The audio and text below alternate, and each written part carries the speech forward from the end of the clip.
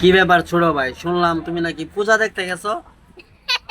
আচ্ছা যাও, সেটা সমস্যা না, তুমি আমারে বলো তোমার উৎসব শবে বরাত কোনো হিন্দু কি দেখতে আসছিল? তোমার উৎসব শবে কদর তোমার কি কোনো হিন্দু ভাই বন্ধু দেখতে আসছিল?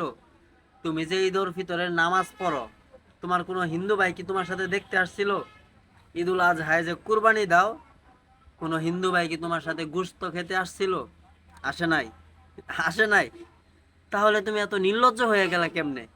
তুমি তার উৎসব দেখার জন্য যাও, আবার বলো ধর্ম যার যার উৎসব সবার।